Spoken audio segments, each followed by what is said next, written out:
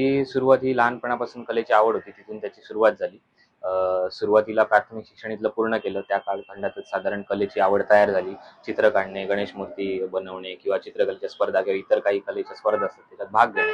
त्याच्यातनं ती कलेची आवड तयार होत गेली. पण सुरुवातीला आर्ट कॉलेजेस असतात, तिथे जाऊन एखाद्या विषयाचं कलेसंदर्भात शिक्षण असतं, हे काही माहिती नव्हतं. म्हणून एक साधारण 12वी नंतर मी एका पॉटरी स्टुडिओमध्ये इंदापूर, रायगड येथे आकार पॉट आर्ट आहे, तिथे इंटर्नशिप केली 2 वर्षाची.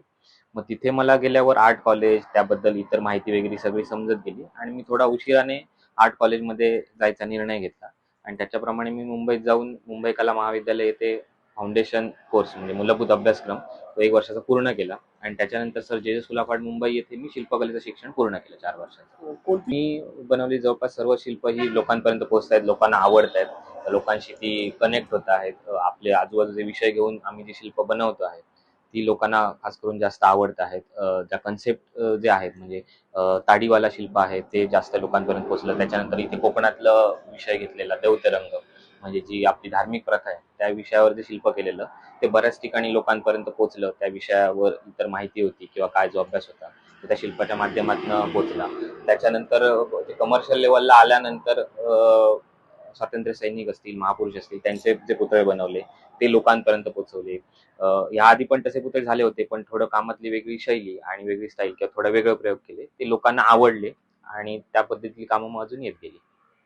राज्य शासनाने तुमचा गौरव केला या तुमच्या कलागुणाचा, कसं सांगाल ह्याच्यात बरेच वर्ष काम करत होतो. त्याच्यानंतर आता 2023 मध्ये महाराष्ट्र शासनाने प्रथम क्रमांकाचा राज्य पुरस्कार देऊन मी बनवलेल्या स्कल्पचरला त्याचा गौरव केला. त्याच्यानंतर अजून काही पुरस्कार देऊन सन्मान केला इतर स्कल्पचरचा.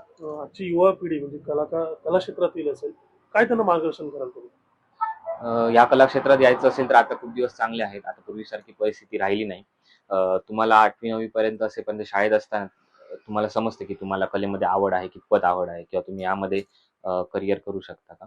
आणि ते समजल्यानंतर तुम्हाला जर त्यात करिअर करायचं असेल तर याच्यात पुढे आर्ट कॉलेजेस असतात. वेगवेगळे विषय घेऊन तुम्ही त्याच्यात स्पेशलायझेशन करू शकता आणि त्याच्यामधनं मग तुम्ही तुमचा पुढचा व्यवसाय, नोकरी त्या माध्यमातून करू शकता. हे आता शिल्पकलामध्ये पहिलं आपण मातीमध्ये मॉडेल बनवलं जातं. कोणत्याही मीडियामध्ये फायनल काम करायचं असेल तर पहिलं आपण मातीत मॉडेल बनवतो. मॉडेल ते फायनल झालं की त्याच्यानंतर ग्राहकाची जशी मागणी असेल फायबर किंवा पंचधातू म्हणजे ब्रॉन्झ त्या मीडियममध्ये त्यांना ते कास्टिंग करून आम्ही काम देतो. हे शिल्प आहेत कुठल्या भागात गेली आहेत विशेष करून काय? इथे आता जी शिल्प आहे ती कोकणाबाहेर पण पूर्ण महाराष्ट्रात जात आहेत. महाराष्ट्राच्या बाहेर इतर राज्यांमध्ये गेलेली आहे. तसंच अलीकडेच आम्ही अमेरिकेपर्यंत पण आमचं काम पोहोचवलं आहे. तिथून आम्हाला मागणी होती, मग ते काम आम्ही तिथपर्यंत आता पोहोचवलं.